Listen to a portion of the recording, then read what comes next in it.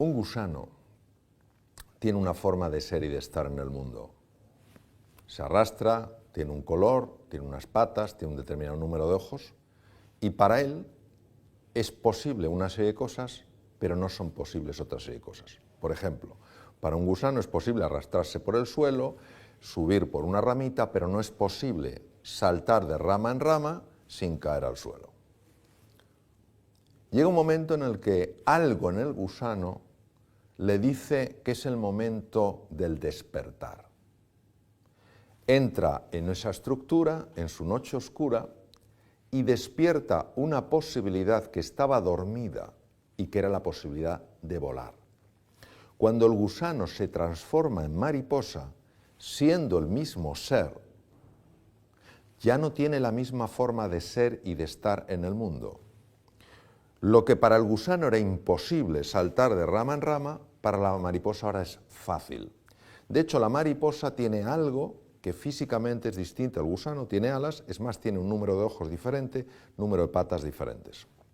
Cuando yo hablo de reinventarse en relación al ser humano, hablo de aflorar la verdadera realidad del ser. No quién te crees que eres, no cómo te has definido toda la vida, no cómo te ha definido la sociedad, sino en base a quién eres en realidad.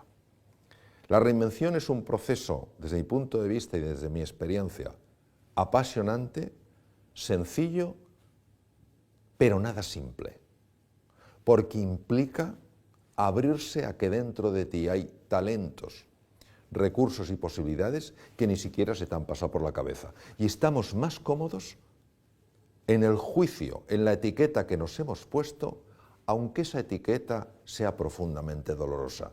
Esa es la paradoja de los seres humanos. Muchas veces, en lugar de vivir plenamente, vivimos vidas de callada desesperación, pero pensamos que no hay nada más. Reinventarse fue un libro que yo lo escribí para inspirar a otras personas, sobre todo en momentos de dificultad laboral, social, personal, de salud, para abrirse a que dentro de ellos había algo de excepcional grandeza. Hoy, en medicina, se sabe que cuando eso empieza a aflorar, el cuerpo empieza a mejorar y llega a curarse de enfermedades muy graves. Y esto no es algo esotérico, muchas de estas cosas yo lo aprendí en centros médicos en Estados Unidos, es decir, no es algo esotérico, tal cual, no, es una realidad. Pero preferimos seguirnos definiendo como siempre nos hemos definido. Preferimos no atrevernos a salir de nuestra zona de confort. Preferimos el mal conocido que el posible bien por conocer. Entonces lo que pasa, que lo dicen, no, yo es que soy una persona mediocre. Tú no naciste para ser mediocre. Tú naciste para la grandeza. La grandeza no es el éxito, el ganar una fortuna, el que la gente te señale, este es muy importante. La grandeza es vivir de acuerdo a quién eres. Y no hay un solo ser humano que en su interior no tenga grandeza. La mayor parte de los seres humanos, intuyo, sospecho, que se mueren con la música dentro. Nunca la han oído sonar. Yo trabajo mucho con personas en el mundo del emprendizaje. Y hay dos conceptos, uno que es el entrepreneurship y el intrapreneurship. Entonces, a veces se piensa que el ser un emprendedor es montar tu propia empresa. Yo creo que puedes ser un emprendedor en tu empresa, aunque no la hayas creado tú. Trabajes de lo que trabajes, aunque tengas el trabajo más sencillo. ¿Y cómo eres un intraemprendedor? Dando iniciativas, haciendo propuestas de mejora, viendo de qué manera lo que hay puede ser llevado a otro nivel. Nadie que no piense que en su interior hay creatividad, inteligencia, capacidad de aprender, se atreverá a mirar más allá de lo inmediato.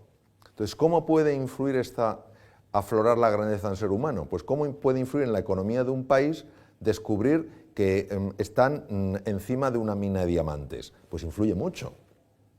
Entonces, claro, una persona que se reinventa, una persona que se redescubre, que se redefine, es una persona mucho más serena, mucho más alegre, mucho más confiada, mucho más vital, mucho más compasiva, mucho más creativa y mucho más sabia.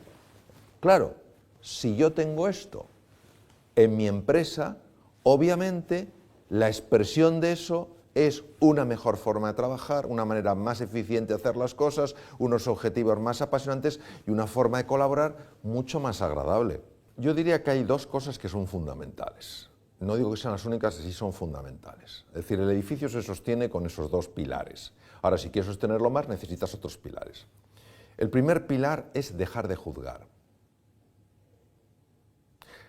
Nosotros cuando juzgamos, tanto a los demás como a nosotros mismos, vemos con absoluta claridad que lo que nosotros estamos pensando y diciendo de esa persona es que es así.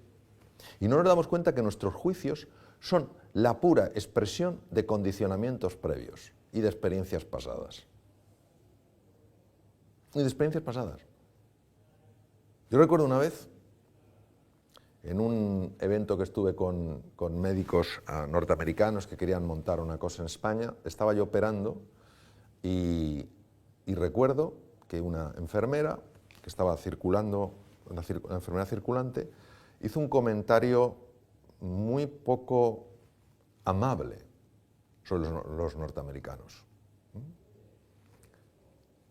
Y yo le dije, ¿cuántas veces has estado en los Estados Unidos? Me dijo, ninguna ni me hace falta. Pero hablaba como si los conociera perfectamente. Pero esto no es ella, somos todos. Entonces, primero dejar de juzgar y empezar a observar con verdadera curiosidad. En lugar de decir, este es un impertinente. Cambiar el chip. Yo sé que es muy difícil porque nuestra reacción es inmediata por condicionamientos previos. Decir, ¿qué le habrá llevado a decirme esto? Entonces, cuando tú cambias el chip y tomas una mirada curiosa en lugar de una mirada enjuiciadora, ves lo que normalmente no verías. Nuestro problema es la capacidad o la velocidad de la reacción ante cosas que interpretamos como provocaciones o ofensas. Estamos hablando en el sentido común de la palabra, ¿no? El segundo elemento que creo que es muy importante es aprender a valorar lo que estamos haciendo en el momento en el que lo estamos haciendo y no estar valorando sobre todo a dónde nos va a llevar eso que estamos haciendo. Cuando tú ves una persona que realmente está en el momento, disfrutando del momento, disfrutando de lo que está haciendo, es que es una expresión de alegría, de ilusión y de entusiasmo, que inevitablemente le lleva a un resultado mejor, pero no está pensando en el resultado, está disfrutando del momento. Por cómo está construida lo que se llama la mente dualista humana, estamos siempre en el pasado o en el futuro. Entonces, es que si hubiera hecho ayer lo que tenía que hacer hoy no tendría el problema. O podré en el futuro resolver lo que tengo. Y dejamos de estar aquí. Entonces, en el momento en que la atención la fragmentamos, la dispersamos, perdemos toda la capacidad de descubrir cómo mejorar eso en lo que estamos. Nosotros hablamos mucho de la importancia del talento. Pero creo que nos equivocamos cuando nos preguntamos dónde está el talento. Y tendemos a pensar que el talento está en la cabeza de una persona. Esa persona es muy talentosa, genera grandes ideas. Desde mi punto de vista, el verdadero talento de una persona está en su corazón. ¿A qué me refiero? No me refiero a nada azucarado.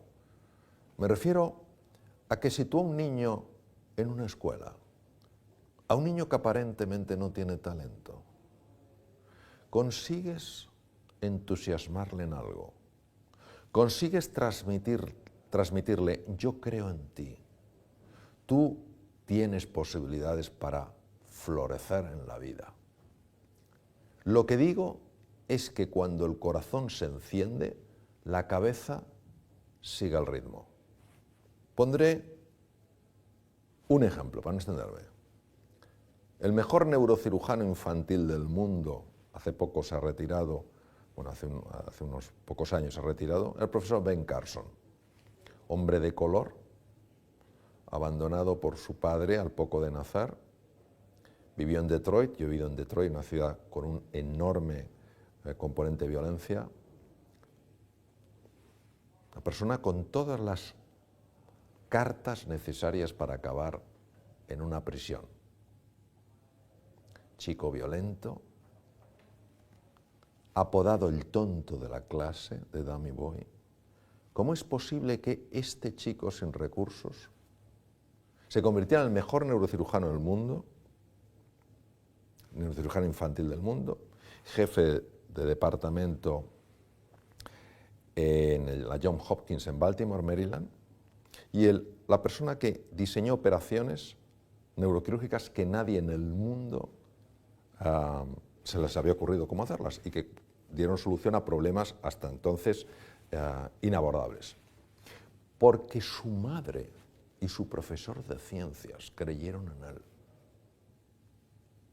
Porque buscaron qué le apasionaría ser, y le apasionaría ser algo imposible para un chico de sus características: médico. En la Universidad Americana es complicadísimo.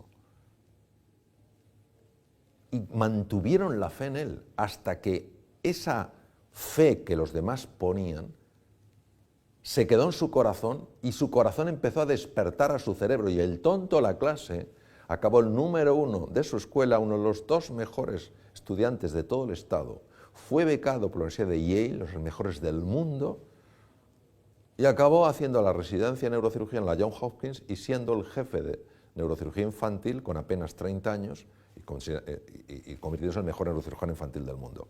Es decir, el talento está en ayudar a los demás a creer en sus posibilidades y ayudarles a encontrar su camino. Mientras sigamos pensando que el talento es una cosa solo de la cabeza, este es el listo de la clase. No, la cabeza y el corazón van unidos, lo que el corazón quiere sentir, la mente se lo muestra. Pero nuestra cultura esto le presta poca atención. Y cuando vemos un niño que se sale, cuando era un niño tremendamente limitado, decimos, ha tenido suerte, no indagamos, no profundizamos. ¿Qué ha ocurrido en esta relación? ¿Qué ha hecho que sea diferente?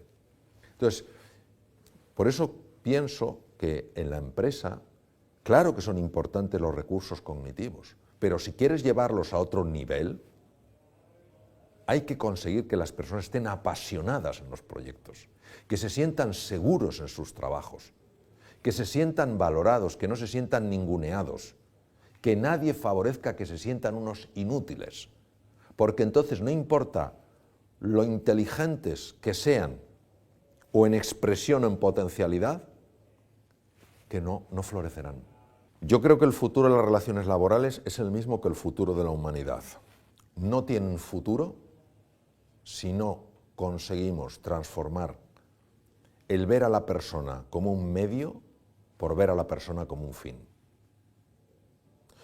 Toda persona en una empresa que se sienta vista como persona va a trabajar con una ilusión, con un compromiso, con una determinación, que no trabajará si se siente visto como un objeto, si se siente visto como un medio para conseguir cosas. Entonces, la empresa y la sociedad tendrá futuro si se humaniza. La empresa y la sociedad no tendrá futuro si sigue deshumanizándose. Entonces, no veo una diferencia entre la empresa y la sociedad. No, la empresa va a tener el mismo destino que la sociedad, porque la empresa está en la sociedad, la empresa construye sociedad y la sociedad construye empresa. Están tremendamente unidos. Que valoramos más a las personas, que creemos más en ellas, que pensamos que todo ser humano, no importa si está haciendo la labor más humilde o la labor más sofisticada, lo puede hacer de una manera excelente. Vamos, iremos como motos. Que seguimos tratándonos a patadas, no tenemos futuro. No importa lo que avancemos tecnológicamente, no tendremos futuro.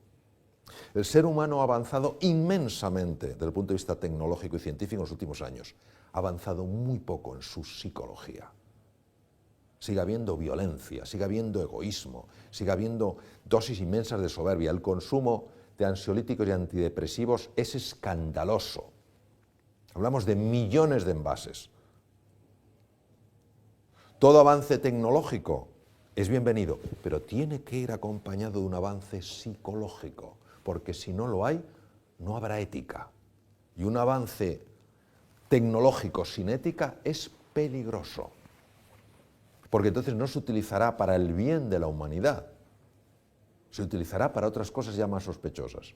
Entonces, por eso creo que es muy importante retomar, relanzar la importancia del humanismo en la vida, de tratar a los demás como personas, si no es tratarles con palillos, es ser un poco sensibles a su mundo emocional, es ver si están a gusto, cómo podrían estar más a gusto, es pasar un poco de tiempo porque tienen una persona enferma para que sepan que sí que te importa y no que solo te importa lo que ellos hacen, ellos son un medio para hacer.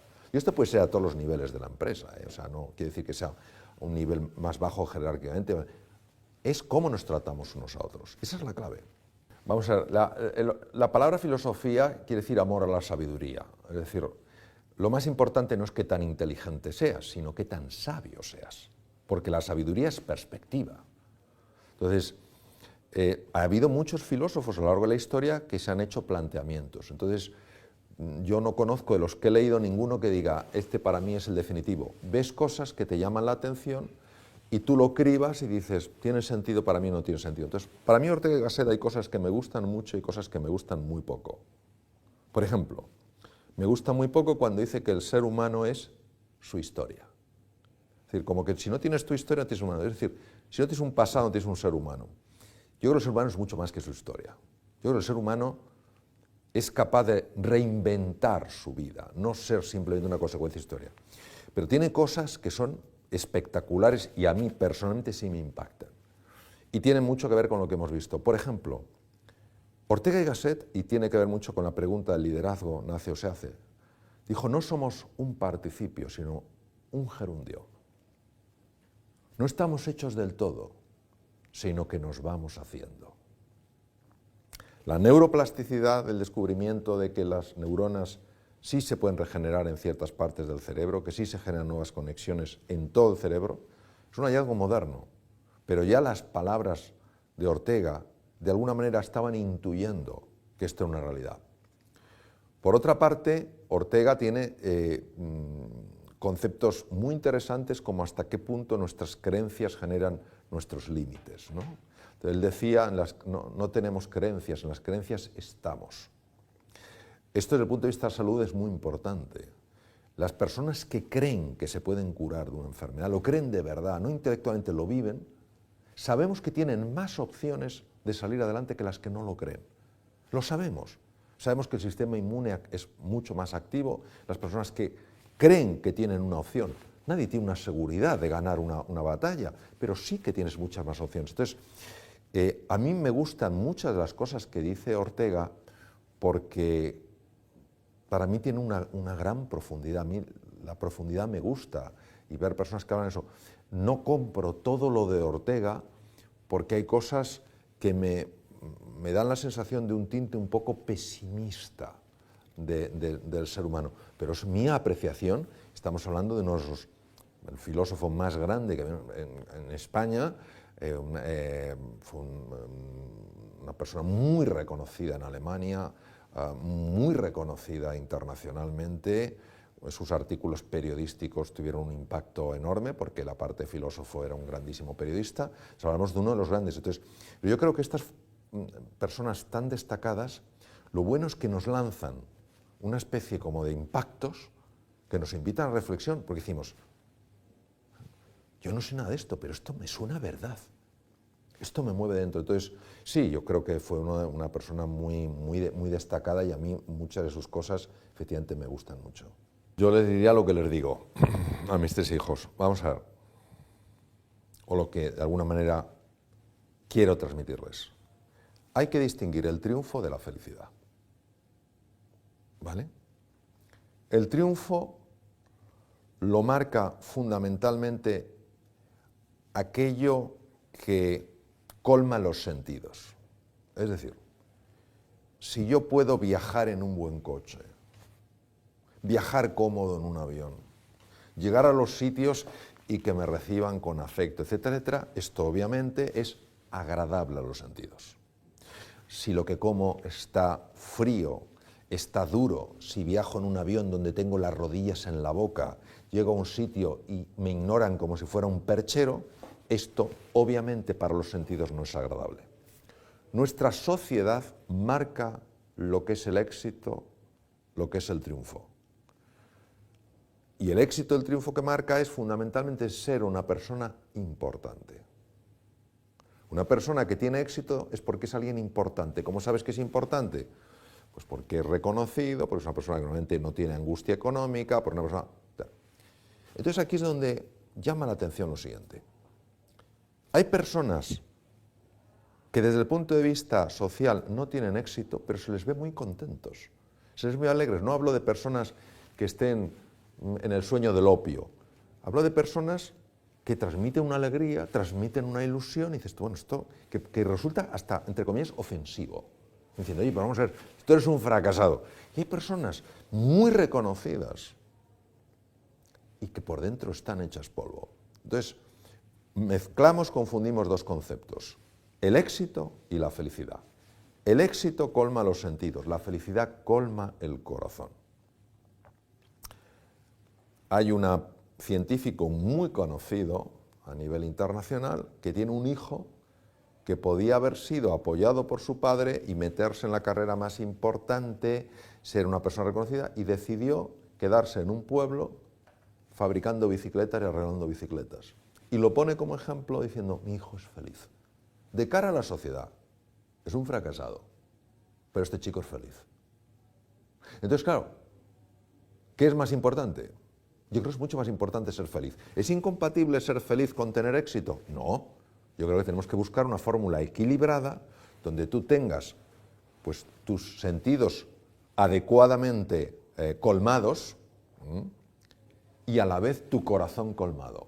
Nunca olvidaré en El Hormiguero una vez que le preguntaron a Ferran Adrià, le preguntó Pablo Motos, ¿qué hay que conseguir para tener éxito? Y él dijo, no es el éxito, es el ser feliz. Dije, ahí está. Este lo tiene claro. Entonces, ¿qué pasa? ¿Que puedes o no tener éxito? Me acuerdo una vez en un programa, un máster, que yo era profesor, estamos hablando de este tema y una alumna levantó la mano y dijo, pues yo conozco un tío que es un fracasado. Digo, cuéntame su historia. Dice, este hombre quería escribir un libro. Era su pasión. Bueno, sigue. ¿Y lo escribió? Sí, lo escribió. Dice, pero fíjate lo fracasado que es, que ha vendido 200 ejemplares. Y le dije, ¿y él cómo está? Y dice, él está encantado, está feliz, por escrito su libro. Digo, entonces, ¿por qué le llamas fracasado? ¿Por qué le llamas fracasado?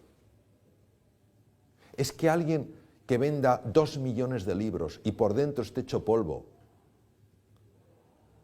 puede considerarse exitoso y el que ha vendido 200 y está feliz puede considerarse fracasado? ¿Cómo estamos utilizando el lenguaje? Deja que cada uno defina sus propias directrices. Entonces, yo no lo pondría como dos opuestos, ni mucho menos, pero sí creo que hay que encontrar un balance. Encuentra un nivel de éxito que no sea incompatible con tu felicidad. Porque cuántas personas aspiran, y cuando llegue allí yo seré feliz, y llegan y están completamente vacíos. Todo el mundo les ve llenos y sonríen, pero dentro no están bien. Pero hay gente que llega muy lejos, caso de Ferran Adrià, vamos, que ha sido uno de los grandes en la marca España, y es un tío muy feliz. Cuando hablas con él, es entusiasta y tal cual. O hablas, por ejemplo, con Valentín Fuster, el mejor cardiólogo que hay en el mundo, director del Mount Sinai de Nueva York. Y es un hombre tremendamente exitoso, y hablas con él, y en mi experiencia es un hombre pues que está lleno de un montón de cosas que colman el corazón. Entonces es encontrar ese equilibrio. Pero mucho más buscas el equilibrio, o encuentras equilibrio, yo creo que si te enfocas en la felicidad, en lo que colma el corazón, que si te enfocas en lo otro. Esta es una pregunta de tremendo calado y voy a intentar ser muy preciso porque se está convirtiendo en una moda y todas las modas me generan inquietud. Vamos a ver. La mente humana, por una condición que se llama dualismo, que no vamos a entrar aquí, lo que se llama la mente dualista, es una mente generadora constantemente de ruido. Cuando yo trabajaba de cirujano en Estados Unidos, enfrente de mi hospital estaba el Hospital Deaconess y había un cardiólogo que fue en realidad el primero a nivel mundial que hizo estudios de estas metodologías. Y yo hablé con él y estudié con él. Y este hombre me decía en aquel momento, hace muchos años, algo que yo no entendía. Me decía que él a sus enfermos cardiológicos que iban a cirugía cardíaca, les enseñaba a no dejarse arrastrar por los pensamientos. Y yo, en mi nivel de conciencia de entonces, decía, pero si los pensamientos son la pera, ¿qué sería el ser humano si no pensara? Y siempre me llamó porque él decía the disturbing train of thoughts, el tren de pensamientos perturbadores. Y me decía también que cuando sus enfermos aprendían esto y después de la cirugía cardíaca, tenían menos complicaciones y menos arritmias, incluso estando intubados y por tanto inconscientes.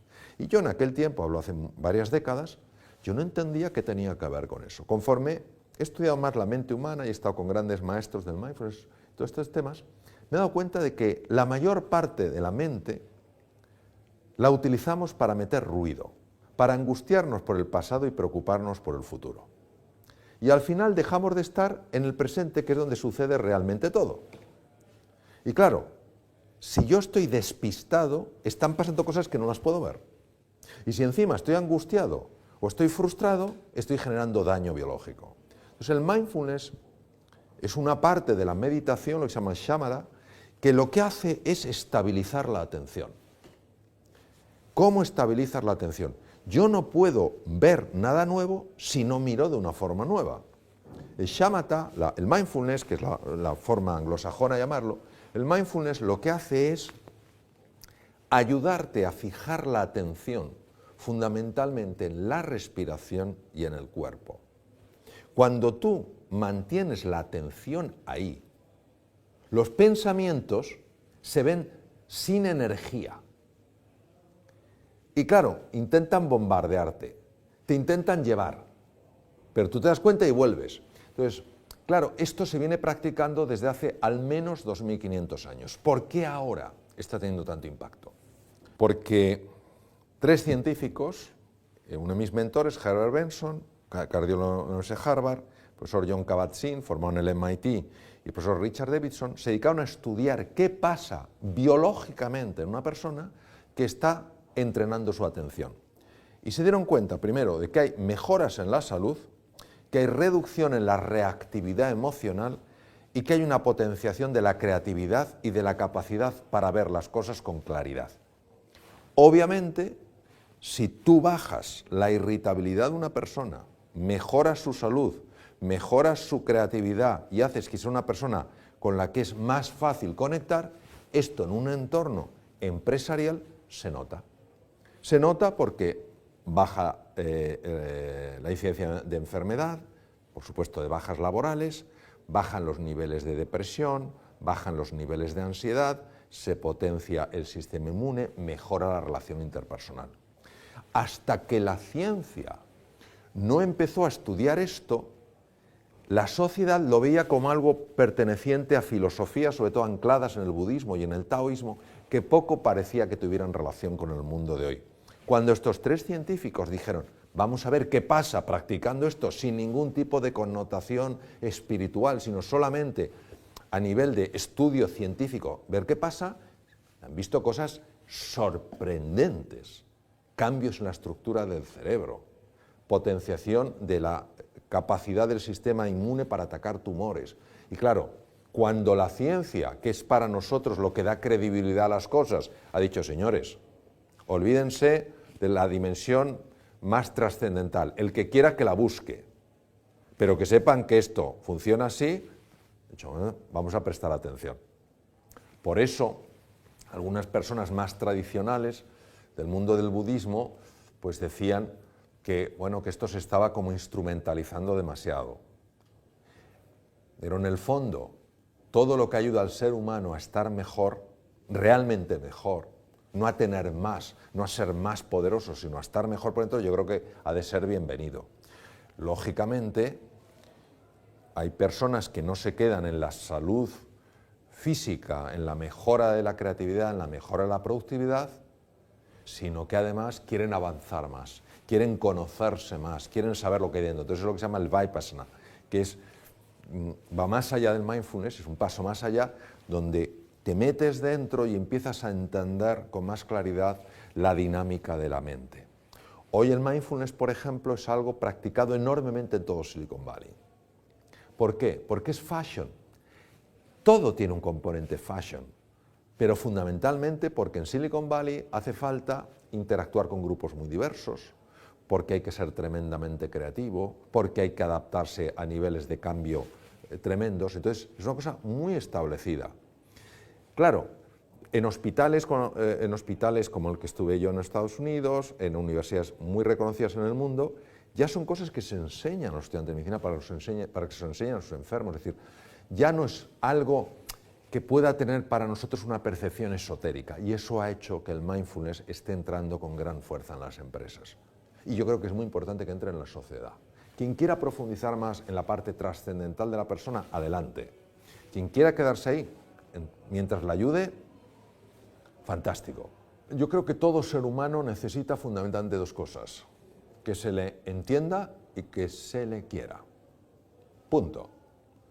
Cuando una persona se siente entendida, no digo no solo que note que se le está escuchando, sino que se sienta entendida, es una persona que nota una liberación interior tremenda. Esta persona me comprende. Aunque luego hagas, sí, te comprendo, pero voy a hacer una cosa diferente, pero ya se sintió comprendida. Es más, este se considera hoy en día que es el elemento, por ejemplo, en psicoterapia más importante, que la persona se sienta realmente comprendida. Entonces, yo creo que este punto y el querer a los demás, tratarles con afecto, marca una diferencia enorme.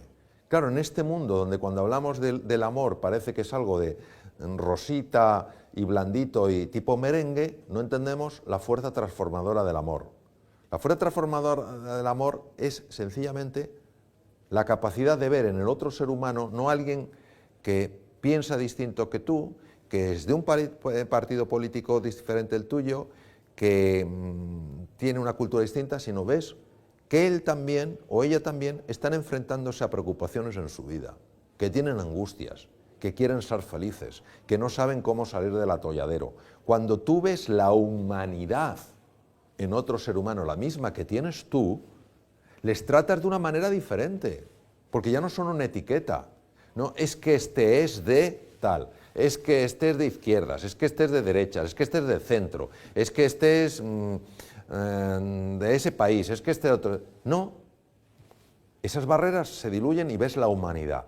Cuando una persona se siente mirado como ser humano, nota cosas diferentes a como se siente uno mirado cuando se le mira en su etiqueta. Claro, esto lo que pide es una revolución interior, porque no es fácil, no es cómodo. Y tenemos la sensación de que lo que nos da fuerza es etiquetar. No, etiquetar lo que nos hace es débiles. Y en un mundo tan global, con culturas tan diferentes, donde nos necesitamos entender, porque si no, no salimos adelante, tenemos que caer en la cuenta de que hay otra forma de vivir, en la que se produciría muchísimo más, porque seríamos mucho más creativos, en la que disfrutaríamos mucho más, en la que viviríamos más en términos literales, y en la que experimentaríamos un mundo con una paz, una serenidad que nada tiene que ver con la actual. Es decir, es un mundo posible, no es un mundo ilusorio. Ahora pide de nosotros una transformación radical. Un decir, oye, voy a empezar por mí mismo. ¿A quién estoy etiquetando? Nunca olvidaré lo leí, un entierro en los Estados Unidos, donde, bueno, allí, pero un funeral, entierro y funeral. Allí en Estados Unidos son muy dados a los speeches, ahora estándose más en España, empiezan a hablar y tal. Hace unos años esto era desconocido en España, pero allá pues va a hablar la hija, va a hablar el marido, va a hablar la mujer, y es una cosa, muchas veces dice, por favor, que no me toque más el corazón. En Estados Unidos iba siendo eso muy habitual desde hace muchos años. Había fallecido un hombre en una oficina que era considerado el tipo gris. O sea, todos pensaban que, vamos, que ese hombre era todo lo contrario a la creatividad, a la imaginación. Era, nada, una persona que se... Cuando fueron al funeral, y la viuda empezó a declamar poesías que su marido había escrito. Y estos compañeros de la oficina, que la habían etiquetado toda la vida como un tipo gris, empezaron a llorar, porque eran tan conmovedoras las poesías. ¿Cómo es posible que la hayamos tenido tan cerca y no hayamos visto ese talento? Y aquí vamos a un filósofo francés, ganador de premio Nobel, Jean-Paul Sartre. Yo soy como tú me miras.